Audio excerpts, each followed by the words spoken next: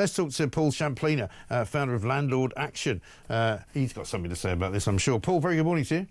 Morning, Mike. Starmergrad is the preferred name for these places that he wants to build. I mean, obviously, we're being slightly tongue-in-cheek about it, but I do worry that the government is getting as closely involved as this in building projects because, you know, building projects might not be perfect and there might not be the number of construction workers we need to build them. But do we really want the government sort of this closely connected to it? Actually, I would say most probably yes, Mike, actually, because we've had years and years and decades of poor house building numbers. I mean, last year alone, Mike, there was only 5,995 social houses built. Yeah. So we have a massive problem. I mean, obviously, we know about, obviously, the cost. I mean, the average cost of a property in London is 672 grand alone. But you touched on it, is the skills, the workforce. I mean, the association, the Home Builders Federation have said, I mean, I just took a note of the skills that they need: 20,000 bricklayers, 2,400 plumbers, 8,000 carpenters, 20,000 ground workers, 1,200 tilers, and you know, Starmer's saying, well, we'll get them as apprentices, right, you know, and we're not going to use migrant workers. So that's going to be the biggest challenge, of course. Right. Well, Jackie Smith said just the other day there aren't enough construction workers. She made it very clear and said basically we're going to miss the targets that we've set for ourselves already. Because presumably, I mean, one of Starmer's promises is that he's going to give contracts to developers who will promise to train the people to do the jobs. Now, that sounds to me like it's going to take quite a long time. I've got a tweet here from a guy called John in Derbyshire. He says they're building 500 houses here, and the agent informed me that due to resources and skilled people, it will take 5 years to build 500 houses. Well, that's not quick enough, is it?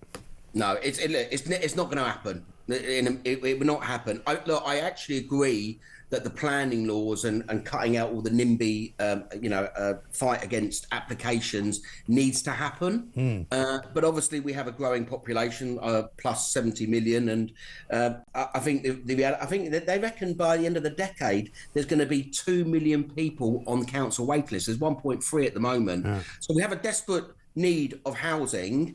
And I understand that there's something like 100 applications have gone in from councils. But the reality is, last year alone, there was only 45% of those councils that actually did any building. Right. So there's been decades and decades of non-building, which is the problem, Mike. And councils are going to say now that they've got no money. They'll say, well, we've had to put the council tax up, but we're basically bankrupt. So we're not going to be making any new building projects either. It's horrendous. The councils are skint. I mean, last year alone in social housing, repair complaints went up 330%, as per the Housing Ombudsman. It's a massive problem. I mean, I've lived and breathed housing, and more so in the private rental sector, Mike, and obviously affordability is a massive issue. But you've just got to look at some of those social housing conditions, and obviously Awab's law, that poor little boy in Rochdale that died. Yeah. So I'm all for more building, and we need more building, we need more housing. But the reality is you ain't going to build 1.5 million properties in 5 years. That ain't going to happen. No. And also, where are they going to identify all these 100 areas across England, right? Apparently some of them have applied to build towns of more than 10,000 people. But, you know, London, certainly in the southeast, doesn't really have much room for anything. And there are plenty of places around the country that you could find spaces in, I'm sure. But, you know, people need to also work where the jobs are. So there's no point building, 10,000 homes or 2,000 homes or 3,000 homes in a place where there isn't any work. Well, that exactly. But you need infrastructure. You know, it's not just building, it's the infrastructure, it's the businesses. I mean, the businesses and the construction companies have said, one, with regard to the skills force, trying to get people in to actually carry out the work.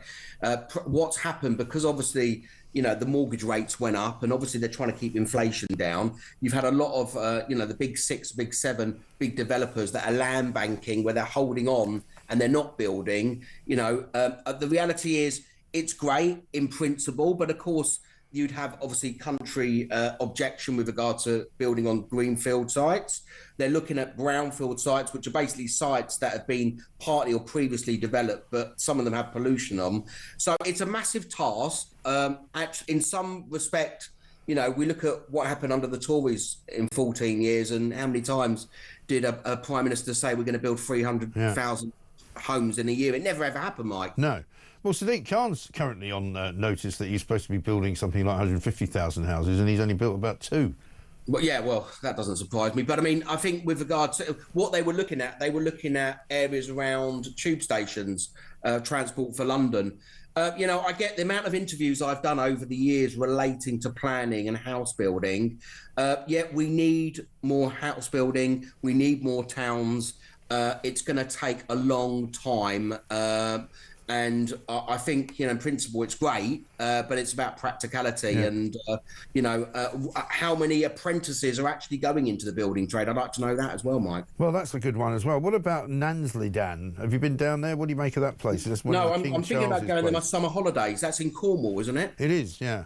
I don't know. I don't know what it's about. I've never been there. I mean, I've seen the other place. I think is it Charlbury or somewhere in Gloucester that was sort of designed by King Charles. Yeah, I mean, look, that's where they've got the inspiration from. I think it's great. And I think, the quality of our housing, if you think about especially the social housing and the council stock, it's really, really old. And it's actually most probably the worst stock actually in Europe, I've read, actually. So I think you can take inspiration for some of these towns. But, you've had 100 applications from councils. They're going to need government money. Yeah, that's the key, government money.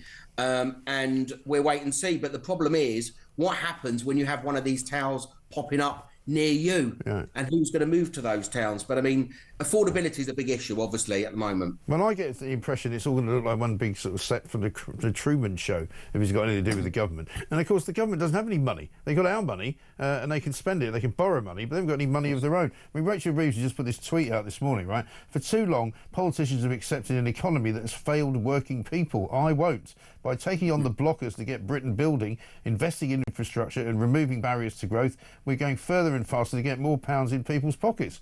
I mean, it's just rubbish, isn't it? It's completely I did an interview on Ian's show about working people, and obviously, I'm a landlord and I represent landlords, and the big conversation was, well, landlords aren't working people. Well, they most definitely are. They supply housing. So, look, I'm all for more housing, practicality. Affordability is really, really important. Our stock's really old. The average rent in London alone is like £2,500 a month. So it is an issue, and affordability for renters, first-time buyers, and of course you've got to make sure the interest rates are kept down and inflation's kept down. Yeah. I mean, I think I'm going to be right in saying and predicting that this is all just pie in the sky, absolute and utter cobblers, and like most of the things that come out of this government's mouth, isn't likely to ever come to fruition. Paul, good to talk to you. Thanks very much indeed. Paul Shamplina, founder of Landlord Action.